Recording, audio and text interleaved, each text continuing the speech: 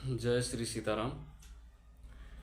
आज मैं आप सबको एक बहुत ही अच्छी महत्वपूर्ण बात बताने जा रहा हूँ। अगर अच्छा लगे तो आप सब उसको ग्रहण करिए और अपने आप में विचार करिए कि क्या बात ये सत्य है, सही है। कभी भी अपने जीवन में अगर आपको किसी का सहयोग करने का मौका मिले तो पूर्ण रूप से करना चाहिए, जैसे भी हो करना चाहिए। आर्थिक रूप से, शारीरिक रूप से करना चाहिए। कभी किसी का निंदा नहीं करना चाहिए, कभी किसी का मजाक नहीं उड़ाना चाहिए। बहुत सारे लोग अगर कभी किसी को देखते हैं कि कोई अंधा व्यक्ति है, कोई विकलांग है, शरीर से दृष्टिहीन है, गरीब है, सही से अपना भरण पोषण, अपने परिवार का पालन नहीं कर पा रहा है, तो लोग उसका मजाक उड़ाते हैं। तो मजाक बिल्कुल नहीं उड़ाना चाहिए, क्योंकि मजाक उड़ाने वाला व्यक्ति कभी भी अच्छे मार्ग पर नहीं चल सकता। सदा उसके अंदर एक गलत भावना भरी होती है, अनेकों प्रकार की गलत कल्पनाएं उसके अंदर आती हैं। देखो, ईश्वर ने हमें अगर मनुष्य योनि में जन्म दिया है तो बहुत ही कुछ सोच समझ कर दिया है। ईश्वर ने बहुत ही अच्छा प्लान किया होगा, तब जाके हमें इस मनुष्य रूपी सांचे में ढाला है। तो हमें ईश्वर का गुणगान करना चाहिए, ईश्वर का धन्यवाद देना चाहिए कि ऐसा है आज अगर प्रभु ने हमको इस योग्य बनाया है, हमें मनुष्य रूप में जन्म दिया है, तो हम किसी का अपमान ना करें, किसी के साथ अत्याचार ना करें, दुर्व्यवहार ना करें, किसी को देखकर ईर्ष्या ना करें। अगर कोई व्यक्ति अपने जीवन में बहुत कुछ हासिल कर लिया, बहुत संघर्ष किया होगा, तभी जाके उसने इतना बड़ा लक्ष्य हासिल किया होगा। ये कभी नहीं सोचना चाहिए कि उसने इतना बड़ा हासिल कर लिया, अब इसके पीछे मैं लग जाऊं, उसकी बुराई करूं, उसका निंदा करूं। अब अगर मान लीजिए वो किसी तरीके से बेचारा इतना संघर्ष करके यहाँ तक पहुँचा है, आप उसका पैर खींचें, तो ये अच्छा चीज़ नहीं है। क्योंकि लाइफ में कोई भी व्यक्ति बड़ा बनता है, महान बनता है, तो जाहिर सी बात है कि उसने अपने आप को संघर्ष रूपी अग्नि में बहुत तपाया होगा, तब जाकर उस मंजिल को उसने हासिल किया। कुछ लोग सोचते हैं कि ये तो ऐसे ही पा गया। अरे भैया, ऐसे कोई नहीं पाता। बहुत मेहनत करता है, बहुत संघर्ष करता है, अपने आप को दिन रात, ठंडी गर्मी, वर्षा धूप आदि नहीं देखता। वह संघर्ष के पथ पर हमेशा चलता ही रहता है, क्योंकि उसने अपने जीवन को कर्म भूमि बना दिया है। हमेशा वो कर्म करता रहता है। तो जब कर्म करेगा, लगन से करेगा, तो जाहिर सी बात है कि उसे हासिल जरूर होगी। जिस चीज़ के लिए उसने संकल्प लिया है, जिस रास्ते पर वह चला है, वह उसे जरूर हासिल होगा। क्योंकि उसका एक संकल्प था, उसका एक सपना था कि मुझे इसको करना है। तो वह नित्य रूप से अपने आप को उस चीज़ में अपने आप को ढाल लिया और लगन से किया, तब जाकर आज उसको उसकी मंजिल मिली है। तो इसीलिए हमें हमेशा याद रखना चाहिए कि हमें ईश्वर ने जैसा भी दिया, जो भी कुछ दिया है, हमें उसमें संतुष्ट होना चाहिए। दूसरे को देखकर ईर्ष्या नहीं करना चाहिए। अगर आपका भी कुछ सपना है, आपका भी कुछ लक्ष्य है, तो अपने आप को कर्म करना पड़ेगा, संघर्ष करना पड़ेगा, लगन से मेहनत करना पड़ेगा और एक संकल्प के साथ करना पड़ेगा। ये नहीं कि आप सपना देख लिए। सपना तो लोग रात में भी देखते हैं, दिन में भी देखते हैं, लेकिन सपना किस रूप से आप देख रहे हैं, सबसे मेन चीज़ ये होती है। सपना देखना कोई बुरी बात नहीं है, लेकिन एक संकल्प के साथ सपना देखना सबसे अच्छी बात है। ईश्वर ने हमें अगर सब कुछ दिया है, तो इसको कहीं ना कहीं हमें अच्छे ढंग से इसका सही से उपयोग करना चाहिए, ना कि किसी की बुराई में, किसी की निंदा करके इसको करना चाहिए। मान लीजिए हमारे सामने कोई ऐसा व्यक्ति मिलता है जो दृष्टिहीन है, विकलांग है, गरीब है, असहाय है, तो उसका हमें मजाक नहीं उड़ाना चाहिए, क्योंकि उसको उसके कर्मों की सज़ा है। वह पिछले जन्म में कुछ ऐसा ही किया होगा जिसके कारण उसको आज परमात्मा ने उस तरीके से उसको बनाया है। हमारे कुछ जीवन में कुछ अच्छे कर्म रहे होंगे, तो हमें परमात्मा ने इस रूप से बनाया है। तो हमें उसका अपमान करके अपने आप को पाप का भागीदारी नहीं बनना चाहिए। क्योंकि हमने अपने देश के बहुत सिद्ध पुरुष, महान संत, महर्षियों के द्वारा उनके मुखार बिंदुओं से सुना है। जाहिर सी बात है कि आप सबने भी सुना होगा कि हमें लोग बताते हैं, संत महात्मा बताते हैं कि नर में ही नारायण है। नर में नारायण है, ये तो सत्य है, लेकिन जीव जंतु, पशु पक्षी, पौधे, सब में नारायण का वास होता है। मान लीजिए कि अगर आप सोचते हैं कि इसमें नारायण का वास नहीं है, एक पौधा ले लीजिए। पौधा होता है, धीरे धीरे बीज के द्वारा जो है पौधा बना, पौधा बड़ा हुआ, फल हुआ, उसके बाद वह पौधा कभी ऐसा समय आता है कि वह मुरझा भी जाता है। जब तक वह हरा भरा रहता है तब तक उसमें नारायण का वास होता है। जब वह पौधा सूख जाता है तो जाहिर सी बात है कि नारायण का वास उसमें से खत्म हो जाता है। जो नारायण का अंश है अब उसमें नहीं है। इसी तरह हमारा मनुष्य शरीर है, हमारे अंदर की आत्मा में नारायण का वास है। जब तक प्रभु हमें जैसा चाहते हैं हम वैसा चलते हैं, प्रभु हमें जैसा चलाते हैं हम वैसा चलते हैं। हमें प्रभु ने जो भी कुछ दिया है, मनुष्य हो या जीव जंतु हो, सब में नारायण का वास है, सब में नारायण का अंश है। मान लीजिए अगर हम किसी का अपमान करते हैं तो हम स्वयं नारायण का अपमान करते हैं। कैसे नारायण का अपमान करते हैं ये भी जान लीजिए। नारायण का अपमान हम इस रूप से करते हैं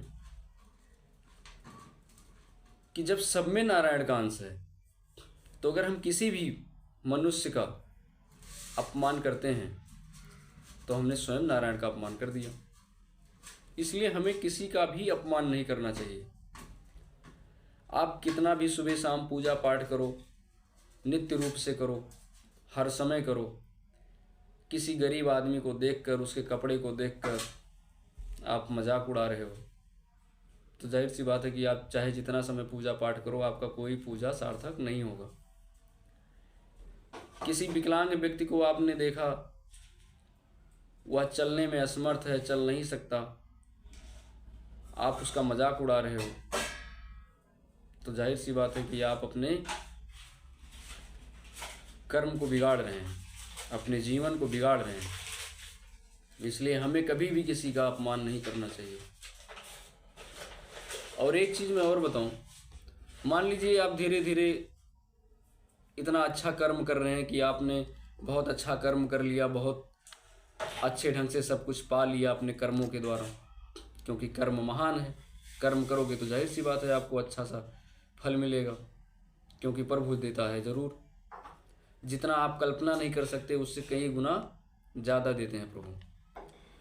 अब अगर आप इतने बड़े बन गए कि आप से लोग मिलने आते हैं, आपने अपना एक अच्छा खासा ऑफिस डाल लिया, ऑफिस में आपसे लोग मिलने आ रहे हैं। अब मान लीजिए कोई आपका चित परिचित व्यक्ति, आपका जानने वाला आपके पास आ गया, आपसे मिलने आया,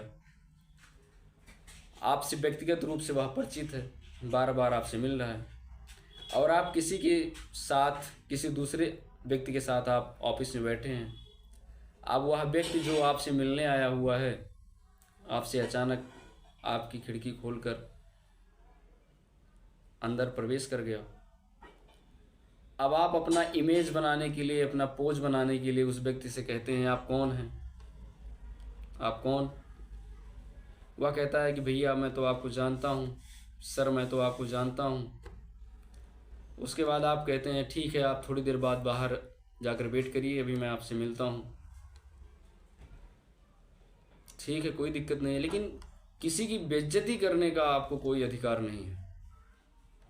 अगर आप उसको नहीं जानते हैं और वह व्यक्ति आपको नहीं जानता है तो जाहिर सी बात है जब वह आपके पास आएगा तो एक बार ज़रूर बोलेगा कि सर क्या मैं अंदर आ सकता हूँ, आपसे मुझे कुछ मिलना था।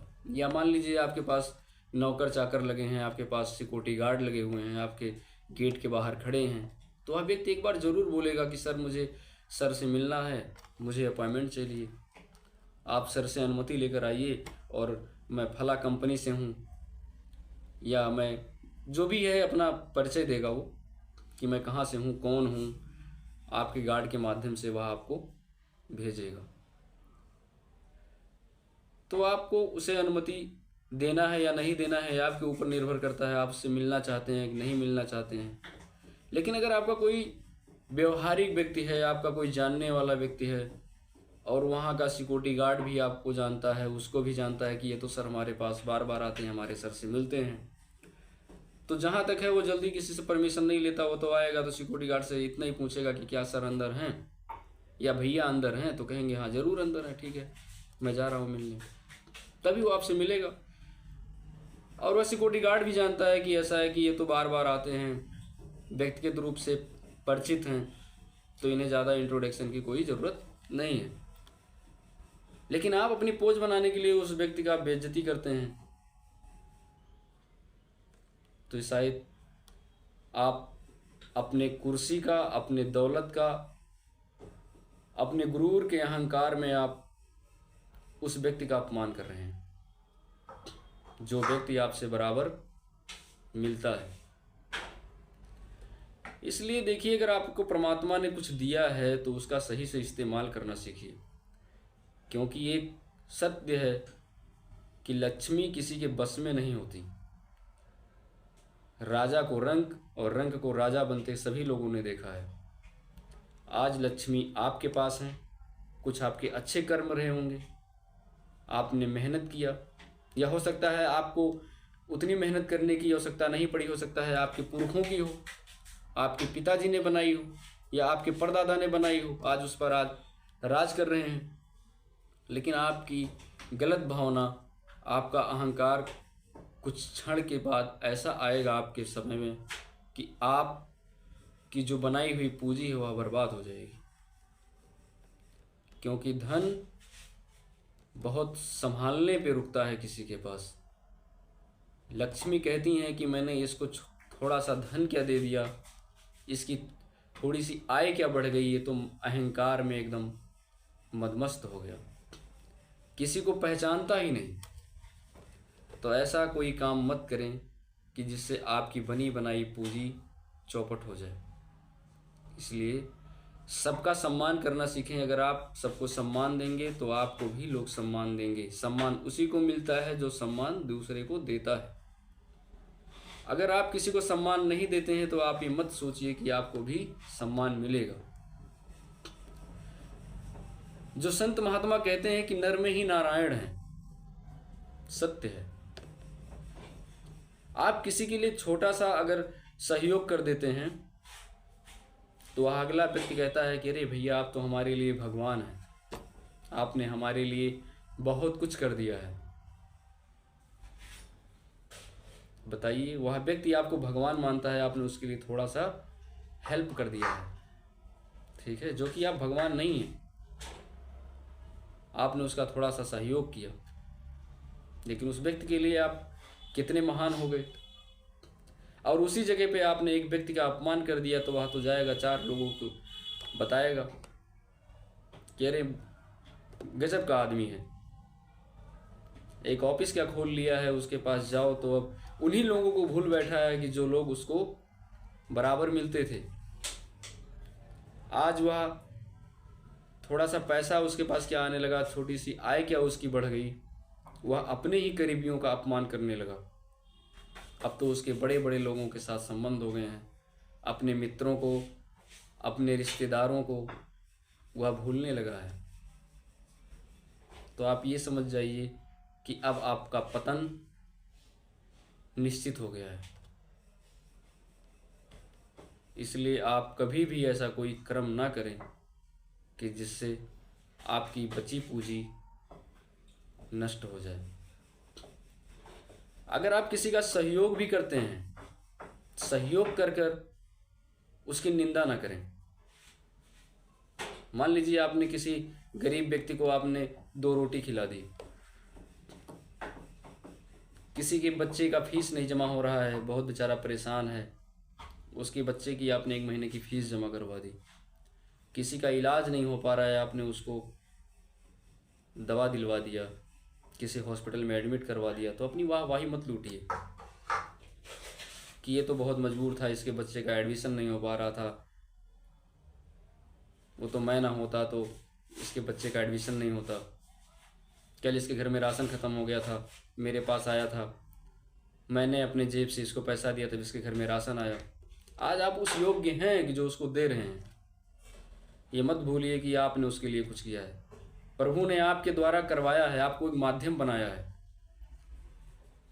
और उस व्यक्ति को आपके पास इसलिए भेजा ताकि वो समझे कि इंसान को ज़रूरत पड़ती है। और आपको भी ये सोचना चाहिए कि आज हमें, अगर हमारे पास है, हमें इसकी मदद करने का अवसर मिला है, तो ये परमात्मा के ही द्वारा हुआ है। आप क्या कर सकते हैं? आपके पास क्या है? आपने जब जन्म लिया था तो कुछ न लेके आए थे, और जिस दिन आपकी मृत्यु होगी, आप जाओगे इस देश को छोड़कर, इस दुनिया को छोड़कर, तो क्या आप ले जाओगे?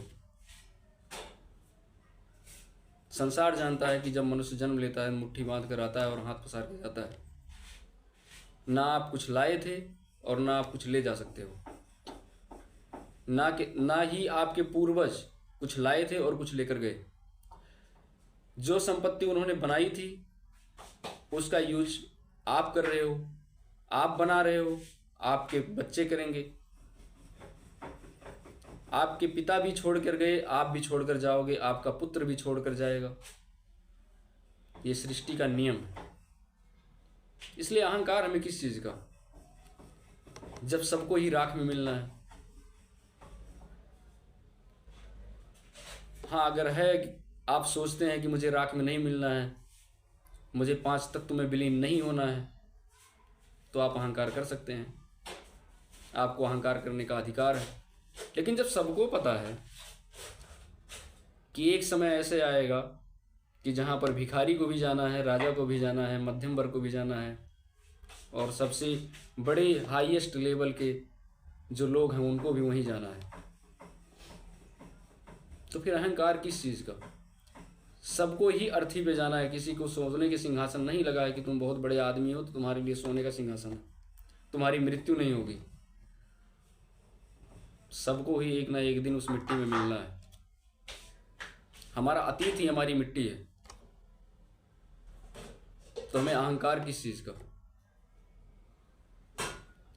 इसलिए अहंकार रूपी जो आपके अंदर ज्वाला है, इसको त्याग कर प्रेम से रहना सीखिए।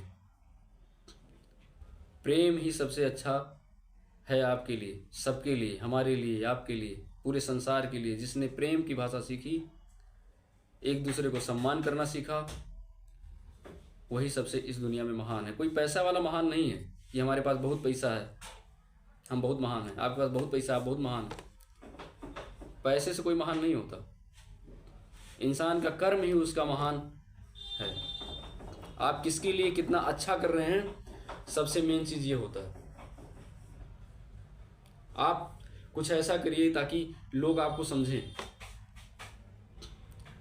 आपके जाने के बाद भी लोग आपका गुणगान करें कि बहुत अच्छे व्यक्ति थे। कभी भी हमें कोई समस्या आती थी तो भैया से एक बार मुलाकात करते थे, भैया हमारे समस्या का समाधान निकालते थे। जब हमें कभी कोई ज़रूरत पड़ती थी तो मैं उनके पास जाता था। कभी अहंकार भाव से उन्होंने मुझे नहीं देखा, हमेशा अपने पास बिठाया, गले से गले मिलाया, अपने पास बैठाकर मुझे मेरे सारे संकटों को सुना। जो भी मेरे पास मेरी समस्या थी, मेरी मजबूरी थी, भैया ने सुना उसको। ऐसा कभी उनके मन में नहीं आया कि वो बहुत बड़े आदमी हैं, तब आप महान हैं। आपके पास छोटा सा आय क्या आ गया, आप अपने से मध्यम वर्ग को नीचा समझने लगे, तुच्छ समझने लगे, तो आप महान नहीं हैं। इसलिए आपको जो भी कुछ मिला है प्रभु का प्रसाद समझकर ग्रहण करिए। आपको जो भी आपके पास है उसे समझ लीजिए कि ये प्रभु की कृपा है। कोई भी हो, किसी भी धर्म को मानने वाला हो, किसी भी पंथ का मानने वाला हो, अपने संस्कारों को कभी नहीं भूलना चाहिए। माता पिता, गुरु, बड़े बुजुर्ग, सबको हमेशा सम्मान देना चाहिए। हर धर्म, हर मजहब हमें यही सिखाता है कि अपने से बड़ों का सम्मान करें। किसी असहाय, किसी गरीब, किसी लाचार व्यक्ति को देखकर हंसे ना, उसका मजाक ना उड़ाएं। तब आप महान हैं, अगर ये सब करते हैं। चलिए आज की बात इसी पर विराम करते हैं। आप सब प्रेम से रहिए, प्रभु की कृपा आप सब पर बनी रहे, नारायण की इच्छा से सबकी मनोकामना पूरी हो। जय जय श्री राधे।